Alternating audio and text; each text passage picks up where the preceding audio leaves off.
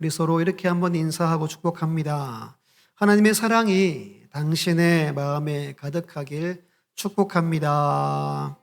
하나님의 사랑이 당신의 마음에 가득하길 축복합니다. 많이 오셨습니다. 네. 명절 잘 보내셨습니까? 또 내일부터도 스케줄 다 있으시죠?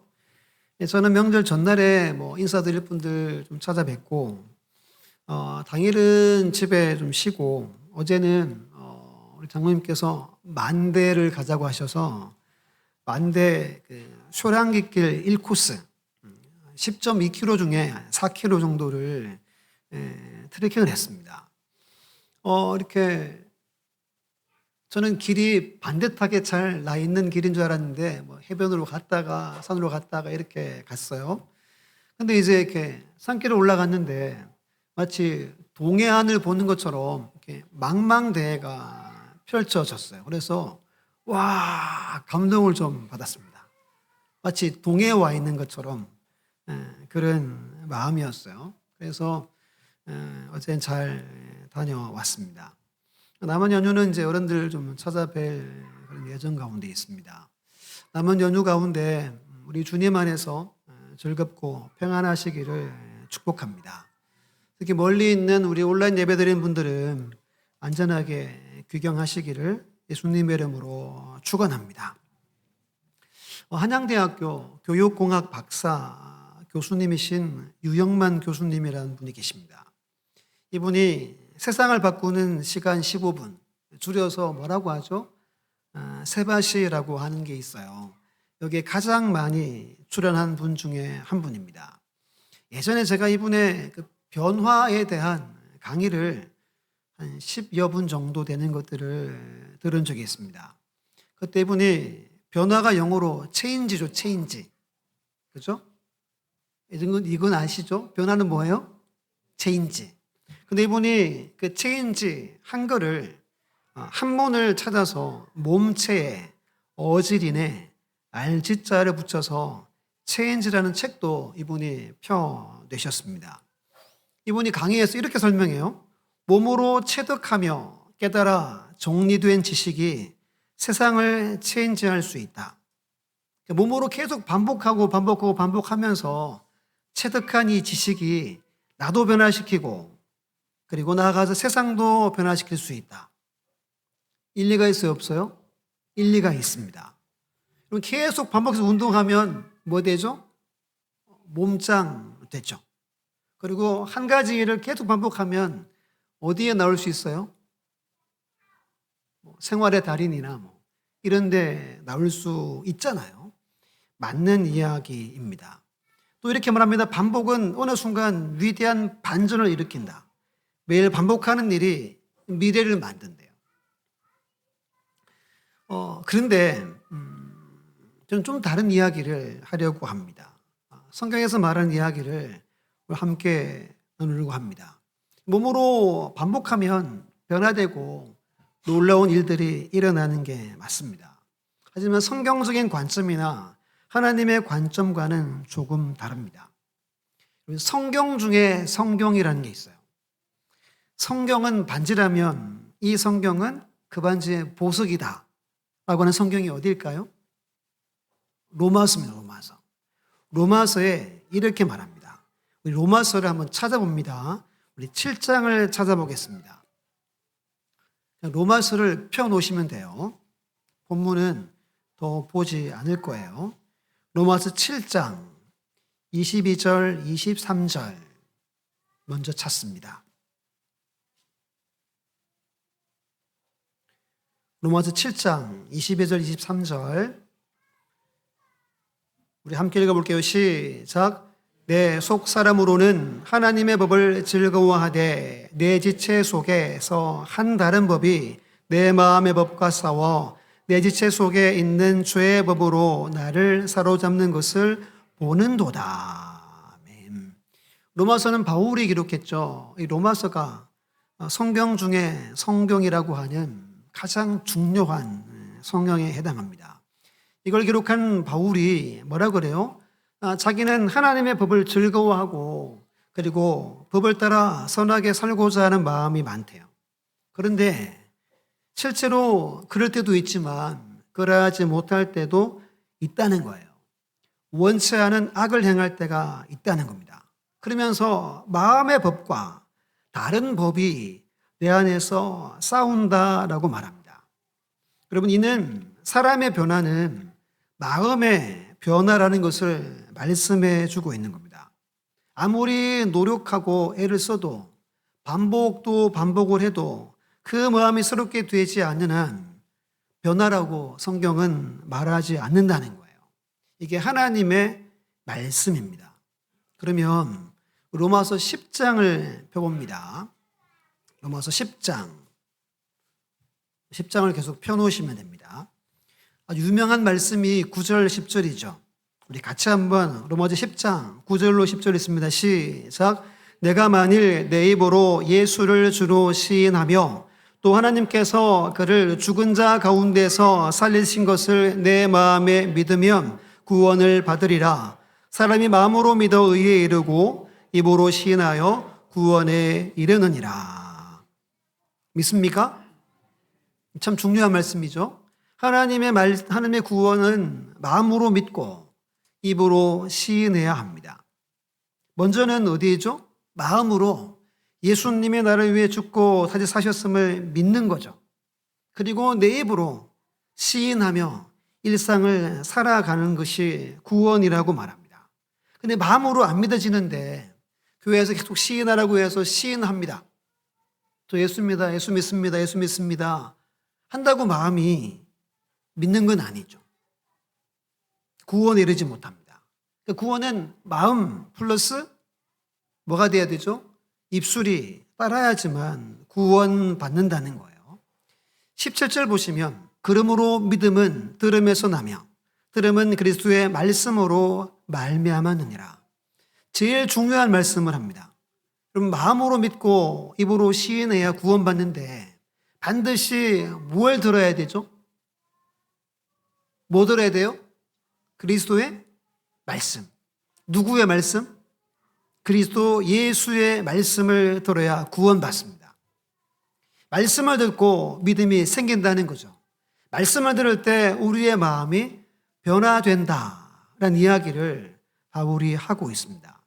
그러면 10장의 14절 15절 여러분들이 한번 읽어주세요. 14절 15절 시작.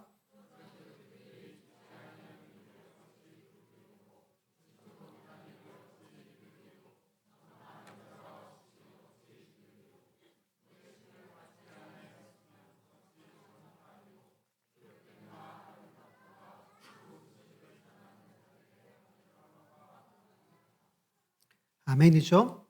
여기서 구원의 사슬이라는 것이 만들어집니다. 구원의 사슬이 있어요.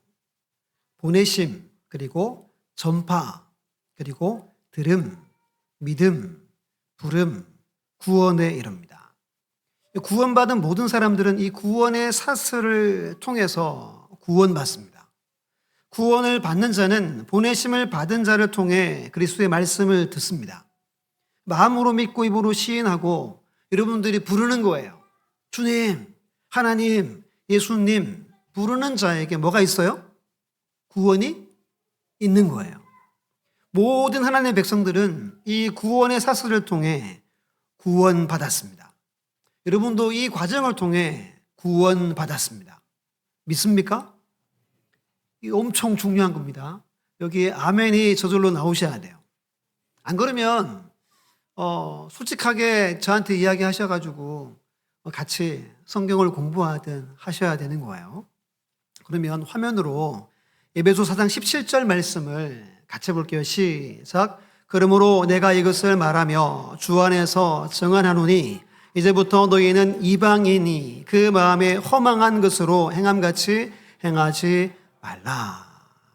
바울이 에베소 교회에 편지를 보내기를 예수 믿어서 마음으로 믿고 입으로 시인해서 구원받은 자에게 한 가지 이야기를 해줍니다.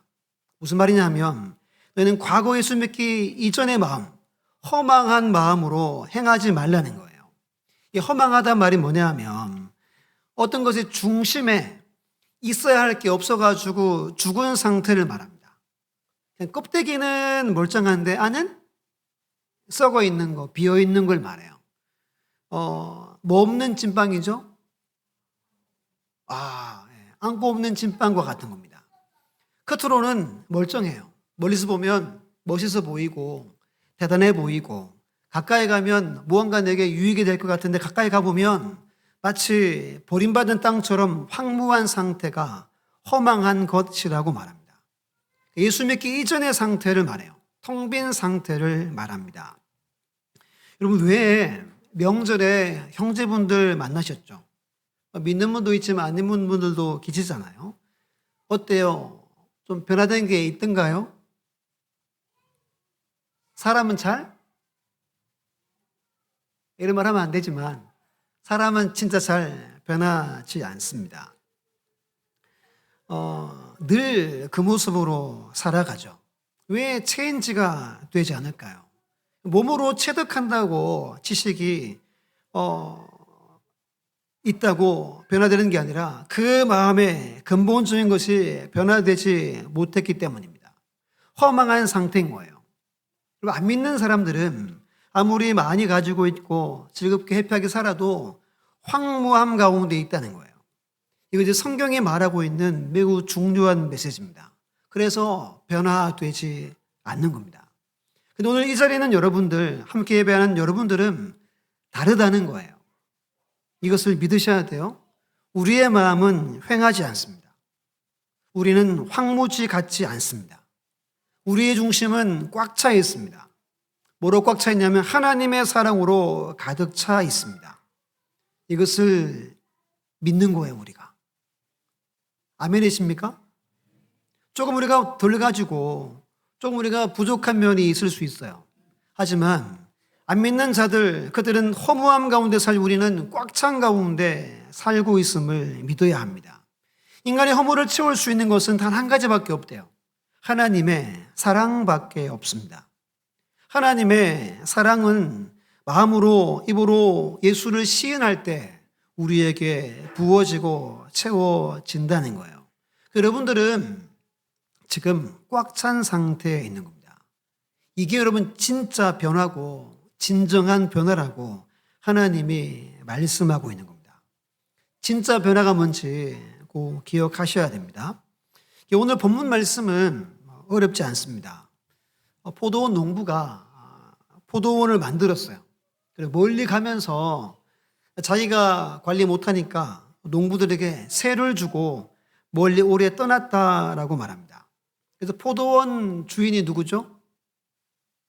하나님이죠, 하나님. 근데 열매를 거둘 때가 되어서 세를 받아야 되잖아요. 본문 보면 소출 얼마를 바치게 하려고 그럽니다. 그래서 종들을 보냅니다. 종들을 보는데 어떻게 했대요? 때리고 보내요. 또 때리고 보냅니다. 막 능욕하고 상하게 하고 돌려보냅니다. 몇 차례 반복합니다. 그러다가 누구를 보내죠? 내 사랑하는 아들을 보냅니다. 야, 그 내 아들을 보내니까 이들이 그 세를 주겠지. 어떻게 합니까?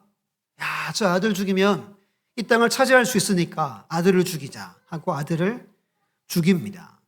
오늘 이 말씀은 당시 유대인들을 향한 예수님의 비유의 말씀입니다. 오늘 말씀을 통해서 변화를 중심으로 한 세 가지 잠깐 말씀을 살펴보겠습니다. 우리 첫 번째 함께 읽어볼게요. 시작. 변화의 시작은 하나님의 사랑이다. 보면 포도원 주인은 종들을 계속 보냅니다. 매맞고 오고 능욕당해도 상한 마음, 몸과 마음으로 돌아와도 계속 보내고 아들까지 주인은 보냅니다. 중요한 한 가지를 우리는 깨닫습니다. 하나님의 속성을 우리에게 보여주는 겁니다. 하나님은 사랑이심을 말씀하는 겁니다. 조금 전에 진짜 변화는 잠시 제가 진짜 변화를 설명드렸죠. 허망한 우리 마음에 뭐가 채워져야 돼요? 하나님의 사랑이 채워져야 합니다. 하나님은 사랑이시라는 거예요. 우리 화면을 보고 이사야 65장 1절 2절 말씀을 함께 읽어볼게요. 시작.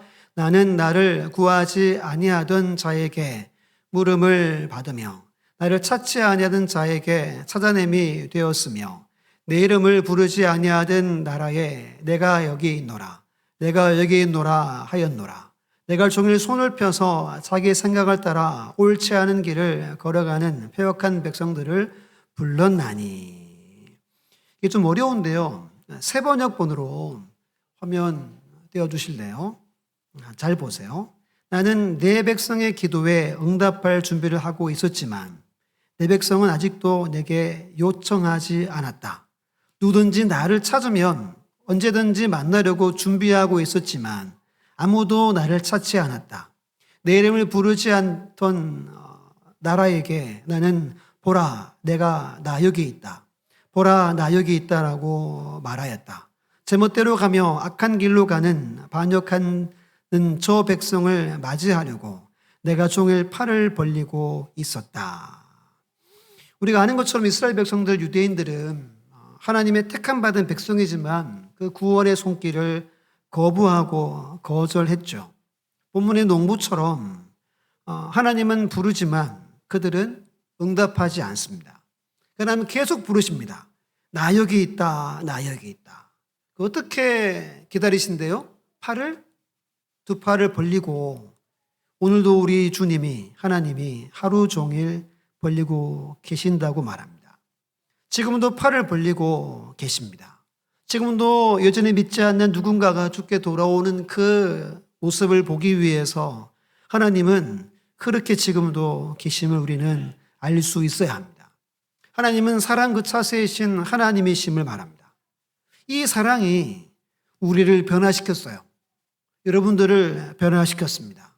이 사랑이 오늘도 누군가를 변화시키고 누군가를 새롭게 함을 우리는 믿어야 합니다. 오늘 저와 여러분이 구원받아 하나님을 찬양하고 예배드리는 것은 바로 하나님의 사랑으로 인해 누군가를 통해 말씀을 내가 들었고 마음으로 믿어 입으로 시인함으로 구원받았기 때문임을 믿으시기를 바랍니다. 로마서 10장에 펴져 있죠. 11절에 보시면 동그라미를 쳐보세요. 성경에 이르되 누구든지를 동그라미 치세요. 누구든지 그를 믿는 자는 부끄러움을 당하지 아니하리라 하니. 13절 보면 누구든지 또 나옵니다. 누구든지 동그라미 치세요. 누구든지 주의 이름을 부르는 자는 구원을 받으리라. 하나님은 누구를 구원하시고 누구에게 영생의 길을 주십니까? 누구요? 누구든지입니다. 누구든지 돌이켜 구원받는 것을 하나님은 지금도 가장 원하십니다. 누구든지 차별이 없음을 말합니다. 우리 화면을 보고 요한복음 3장 16절 말씀을 크게 한번 읽어볼게요. 시작. 하나님이 세상을 이처럼 사랑하사 독생자를 주셨으니 이는 그를 믿는 자마다 멸망하지 않고 영생을 얻게 하려 하심이라. 아멘. 왜 누구든지 돌이키기를 원합니까? 왜 하루 종일 팔을 벌리고 계시죠? 사랑하시기 때문입니다. 이 세상이 아무리 타락하고 죄가 관영하고 믿는 자를 박해하는 시대에 살고 있지만 하나님이 이 세상을 사랑하신대요. 그들이 멸망당하지 않고 영생 얻기를 하나님은 원하시는 분이라는 겁니다. 하나님은 사랑의 하나님을 다시 한번 믿으시기를 예수님의 이름으로 축원합니다. 하나님의 사랑으로 지금도 누군가가 주께로 돌아오기를 하나님은 원하고 계십니다. 여전히 아무런 변화 없는 우리 형제들 또는 친지들, 지금도 하나님은 그들을 위해서 두 팔을 벌리고 계시다는 거예요. 청량할 수 없는, 다함이 없고 끝이 없는 사랑으로. 그분들은 하나님께 관심이 없잖아요. 관심도 없고 전혀 달려가고자 하는 마음도 없지만 하나님은 나 여기 있노라 하며 지금도 기다리고 계시다는 겁니다. 이것이 누군가를 변화시키고 누군가에게 구원의 길을 주는 하나님의 사랑이라는 겁니다. 여러분들의 삶에, 여러분들의 심령 가운데 하나님의 이 사랑이 더욱더 넘쳐나시기를 예수님의 이름으로 축원합니다. 두 번째 함께 읽습니다. 시작. 변화의 가장 큰 장애물은 겸손하지 못한 마음이다. 본문의 악한 농부들의 모습을 통해 분명히 알 수 있는 게 이거예요. 이들은 겸손한 마음이 없어요. 이들은 주인이 특별히 큰 혜택을 주고 이들에게 그 포도원을 맡기고 떠났습니다. 엄청난 특권을 이들이 가진 거예요. 누구죠? 유대인들을 말하는 겁니다. 오늘 본문이 있는 20장 앞에 보면 예수님이 하루는 성전에서 말씀을 가르치고 있었어요. 이때 대제사장, 서기관들, 장로들이 찾아와서 이렇게 말합니다. 당신이 무슨 권위로 성전에 장사하는 사람들을 다 내쫓고 지금까지 들어보지 못한 말씀들을 전하는가라고 막 따지고 묻습니다. 그때 주님이 하신 비유가 이 비유입니다. 악한 농부의 비유입니다. 유대인들은 엄청난 특권을 가졌어요. 로마서에 보면 이들은 하나님의 말씀을 맡았다라고 말합니다. 이들은 양자가 되었대요. 하나님의 영광과 하나님의 언약들 율법으로 세워졌다 말합니다. 하나님을 예배할 수 있는 자, 하나님의 약속을 가지고 있는 자라고 로마서는 말합니다. 믿음의 조상들도 이들의 것이래요. 이들을 통해서 예수님이 나셨다라고 말합니다. 유대인들은 말로 할 수 없는 엄청난 특권을 가진 자들입니다. 유익이 많습니다. 근데 이들은 어떻습니까? 우리 화면을 보고 열왕기하 17장 14, 15절 읽습니다. 시작. 그들이 듣지 아니하고 그들의 목을 곧게 하기를 그들의 하나님 여호와를 믿지 아니하던 그들 조상들의 목같이 하여 여호와의 율례와 여호와께서 그들의 조상들과 더불어 세우신 언약과 경계하신 말씀을 버리고 허무한 것을 뒤따라 허망하며 또 여호와께서 명령하사 따르지 말라 하신 사방 이방 사람을 따라 듣지 않았습니다. 이유가 뭐라고 그래요? 목이 곧아서. 목이 곧다는 말이 뭐죠? 교만하다는 말입니다. 겸손하지 못하는 말입니다. 허무하고 허망한 마음 상태에서 나온 그 곧은 그 교만함으로 수많은 선자를 때리고 죽이고 심지어 하나님의 아들 예수 그리스도까지 죽이고 금송아지를 숭배하는 등 목이 곧은 삶을 이들이 살았습니다. 엄청난 특권을 받았지만 이들은 누리지 못했습니다. 여러분, 바리새인들은 말씀을 다 외웠어요. 말씀을 다 외웠다니까요. 말씀은 외우는데, 입으로는 외우는데 귀로 경청하지 않았다는 거예요. 말씀을 받아들이지도 않았고 믿지도 않았다는 겁니다. 왜 그렇대요? 성경은 겸손하지 못해서입니다. 교만한 마음 때문이라고 말합니다. 오늘 본문의 농부가 그러함을 말씀해 주고 있는 겁니다. 도무지 이해가 안 되죠. 특별히 그들에게 많은 특권을 줬는데 왜 여러분 그 세를 거두어서 드리면 될 걸 왜 이렇게 해서 멸망당하는지 도무지 이해가 되지 않잖아요. 그런데 오늘 예수를 믿는 우리는 어떻습니까? 나는 어떻습니까? 여러분들은 어떻습니까? 겸손한 마음으로 살고 계십니까? 알 수 있는 방법이 있어요. 내가 겸손한지 내가 안 겸손한지. 뭐냐면 내가 지금 은혜를 충만하게 누리고 있는가. 이걸 보면 알 수 있어요. 내가 예배를 드릴 때 감격이 있고 찬양할 때 은혜가 내게 임하고 말씀이 들리고 꿀같이 달고 내가 말씀을 사랑하기에 이것을 지키기 위해 애쓰고 힘쓰는 생활을 하면 여러분들은 겸손한 상태에 있는 거예요. 그렇지 않으면 말씀을 그냥 늘 들리는 말씀으로 여기게 되죠. 이게 다른 말로 하면 겸손하지 못하다는 것을 반증해 주고 있는 겁니다. 우리는 그리스도 예수 안에서 새로운 피조물이 되었습니다. 하나님이 우리를 향해서 너는 새 것이다 라고 선언하였습니다. 우리는 매일매일 새로운 삶을 살고 정말 주님을 믿는 피조물의 모습으로 살아가야 한다는 겁니다. 믿습니까? 이것이 겸손한 자에게 하나님이 은혜를 부어주시기 때문입니다. 이번에 구역 신방을 했잖아요. 주제가 하나님을 인정하는 신앙이었습니다. 누가 하나님을 인정하지 않죠? 우리 말세의 현상 배웠죠? 디모데후서에서 자기를 사랑하고 돈을 사랑하고 자랑하고 그 다음이 교만하고 해요. 이 모든 건 교만에서 나오는 겁니다. 여러분, 교만한 사람은 하나님을 인정하지 않습니다. 누구 이름으로 살죠? 내 힘으로 사는 거예요. 내 지혜로 사는 겁니다. 교회는 나올 수 있죠. 그런데 맡기지 않습니다. 누가 결정하죠? 내가 다 결정하고 사는 거예요. 모양은 경건의 모양이지만 능력이 없는 삶을 우리 중에도 많이 살 수 있다는 겁니다. 그럼 신앙의 가장 중요한 것이 마음을 겸손하게 하는 겁니다. 예수님을 어떤 왕이라고 우리가 부릅니까? 겸손의 왕이라고 부릅니다.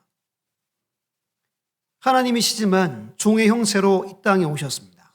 말구유행하셨고 가장 악한 자들만 매달리는 저주의 십자가를 친히 지셨습니다. 그리고 마지막 성만찬할 때 제 아들 발을 씻기며 이렇게 말씀하셨죠. 내가 주와 또는 선생이 되어 너희 발을 씻었으니 너희도 서로 발을 씻어주는 것이 옳다. 내가 너희에게 행한 것 같이 너희도 행하게 하려 하여 내가 본을 보였노라. 예수님은 이 땅에 오시면서 그리고 하늘나라 갈 때까지 겸손의 왕으로 사셨습니다. 우리에게도 겸손의 모습으로 살라고 말합니다. 지금 아시안 게임 중이죠.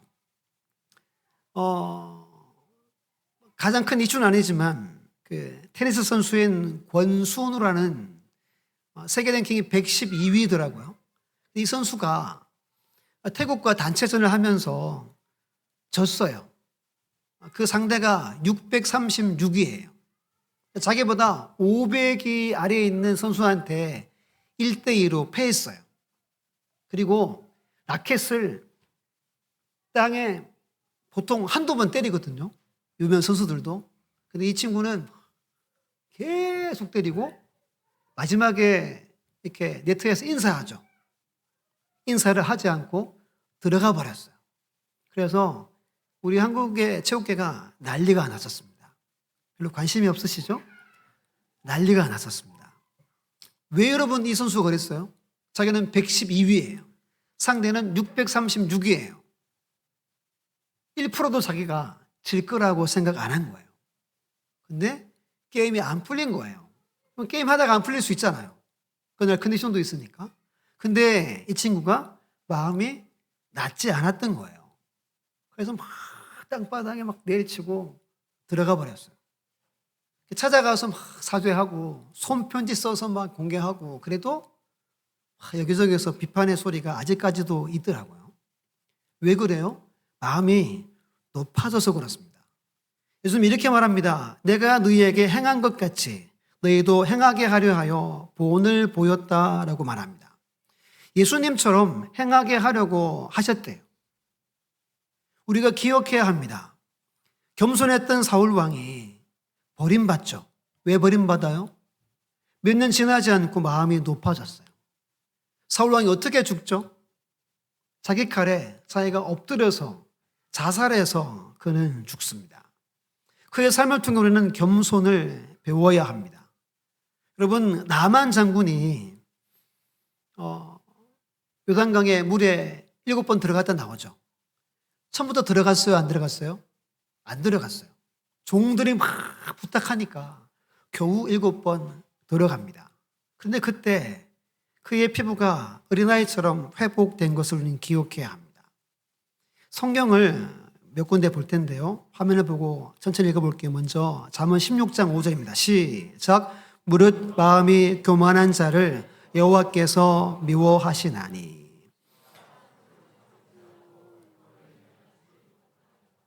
네, 제가 앞부분만 적어놨어요.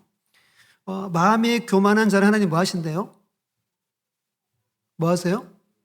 미워하십니다. 욥기 40장 12절 함께 볼게요. 시작. 모든 교만한 자를 발견하여 낮아지게 하며 악인을 그들의 처소에서 짓밟을지니라. 모든 교만한 자를 하나님이 찾으신대요. 찾아서 뭐 하신대요? 낮춰버린대요. 문제는 그 다음입니다. 처소, 자기 집을 말하죠. 거기서 짓밟힘을 당하게 할 것이다. 예레미야 50장 31절 32절 있습니다. 시작. 주 만군의 여호와의 말씀이니라. 교만한 자여 보라, 내가 너를 대적하나니 너의 날 곧 내가 너를 벌할 때가 이르렀음이라. 교만한 자가 걸려 넘어지겠고 그를 일으킬 자가 없을 것이며 내가 그의 성읍들에 불을 지르리니 그의 주위에 있는 것을 다 삼키리라. 교만한 자 하나님이 대적하신대요. 그들을 넘어뜨려 버리고 누구도 그들을 도와줄 자가 없게 하신대요. 주변의 모든 것이 다 불타게 해버리겠다라고 성경은 말합니다. 시편 101편 5절 함께 했습니다. 시작. 눈이 높고 마음이 교만한 자를 내가 용납하지 아니하리로다. 눈이 뭐하고? 높고 마음이 교만한 자를 하나님은 용납하지 않으십니다. 마지막 구절인데요. 야고보 4장 6절 말씀이 있습니다. 시작. 그러나 더욱 큰 은혜를 주시나니 그러므로 일러스되 하나님이 교만한 자를 물리치시고 겸손한 자에게 은혜를 주신다 하였느니라. 아멘. 사랑의 하나님은 예나 지금이나 앞으로도 영원토록 누구에게 은혜를 베푸십니까? 겸손한 마음을 가진 자에게입니다. 누구에게 성령을 부으시고 누구를 용납하시고 누구를 지켜 보호하시고 누구에게 복의 복을 더하실까요? 성경은 답은 하나예요. 겸손한 마음을 가진 자입니다. 우리 청강교회 모든 주의 백성들은 날마다 겸손한 하나님의 자녀 되시기를 예수님의 이름으로 축원합니다. 더 변화되고 변화되셔서 주님을 닮아가는 은혜를 누리시기를 예수님의 이름으로 축원합니다. 마지막 세 번째 함께 읽어볼게요. 시작. 변화를 위해 우리가 보냄을 받았다는 것을 확신하자. 앞에서 구원의 사슬을 말씀을 드렸습니다. 제일 첫 번째가 뭐였어요? 보내심입니다. 누군가 하나님이 보내십니다. 오늘 예배전 찬양 마지막 곡이 뭐였어요? 보내소서였죠? 누군가를 보내십니다. 그 누군가에 보내어져서 전파해야 누군가 그것을 듣게 되겠죠. 그리고 마음으로 믿고 입으로 시인하고 주님을 찾고 구원에 이르게 되는 겁니다. 오늘 본문의 주인은 끊임없이 보내십니다. 아들까지 보냅니다. 아들이 이 땅에 오셨고 유대인들이 예수님을 이 땅에서 십자가에 못 박습니다. 우리가 십자가에 주님을 못 박았죠. 근데 지금도 하나님 우편에서 여전히 수많은 사람들을 이 땅에 보내고 계시다는 겁니다. 요한복음 17장 18절 말씀에 말합니다. 아버지께서 나를 세상에 보낸 것 같이 또 너희들을 세상에 보내었다 말합니다. 오늘도 하나님은 누군가를 보내십니다. 로마서 10장 14, 15절 앞에 읽었잖아요. 제가 읽어볼게요. 그런즉 그들이 믿지 아니하는 이를 어찌 부르리요 듣지도 못한 이를 어찌 믿으리요 전파하는 자가 없이 어찌 들으리요 보냄을 받지 아니하였으면 어찌 전파하리요 기록된 바 아름답도다 좋은 소식을 전하는 자들의 발휘함과 같으니라. 여러분, 아름다운 발을 우리에게 주셨다는 겁니다. 원래 우리는 타락하고 죄를 향해 달려가는 발을 가졌어요. 아무짝에도 쓸모없는 발들을 우리가 가지고 있었습니다. 근데 우리의 발을 아름다운 발, 이 말은 존귀한 발, 가치 있는 발, 특별하게 사용하는 발이란 뜻입니다. 그 발을 우리 모두가 가졌습니다. 전도 많이 하는 누군가에게 이 발을 주신 것이 아니라 마음으로 믿고 입으로 시인해서 구원받은 모든 자들에게 이 아름다운 발의 사명을 주셨다는 겁니다. 지금도 하나님은 이것을 실천하셔서 많은 사람들을 보내고 계신 겁니다. 명절을 보내고 오셨죠. 여러분들의 형제들 또는 조카들, 여러분들을 그들에게 보내신 겁니다. 서산의 교회가 400여 교회가 있다고 하잖아요. 만약에 여러분 400여 교회의 성도들이 다 아름다운 발의 사명을 자기가 믿어요. 그리고 일상에서 그 발을 가지고 살아간다고 생각해 보세요. 서산이 18만 몇천 이렇게 돼요. 제가 매달마다 서산 소식을 이렇게 봐요. 이걸 찍어 놓고 있어요. 찍고 싶어가지고 이렇게 인구 변화 이렇게 찍어서 계속 이렇게 쌓고 있어요. 인구가 줄진 않아요. 매달 인구가 조금씩이라도 몇 명이라도 늘어요. 그 많은 사람들을 서서 있는 400여 교회에게 맡기신 거예요. 교회가, 성도가 그들에게 보냄을 받았다는 겁니다. 먼저는 여러분들 믿지 않는 형제들, 조카들, 일가의 친척들, 나아가서는 이 지역의 수많은 사람들이 여러분들 통해서 듣고 믿고 시인하는 일들을 하나님이 기대하신다는 겁니다. 말씀을 다 전했습니다. 우리가 힘써야 할 일은 세 가지입니다. 하나님의 사랑으로 내가 구원받았음을 기억하는 거예요. 어떻게 구원받았어요? 하나님의 사랑으로 우리가 구원받았습니다. 두 번째는 이 사랑을 더 충만히 누리기 위해 우리는 겸손한 마음을 유지하려고 애써야 합니다. 더 겸손해지고 더 낮은 마음을 갖기 위해 힘 쓰셔야 합니다. 세 번째는 우리를 구원하시고 겸손케 하신 주님께서 우리를 보내셨음을 믿고 이 사명을 우리의 일상에서, 우리의 집안에서 힘써 감당하는 일입니다. 이 세 가지 일을 우리가 힘써야 합니다. 우리 교회가 힘써야 하고 여러분들이 힘써야 합니다. 그때 하나님의 놀라운 구원의 역사가 나타날 줄 믿으시기를 예수님의 이름으로 축원합니다.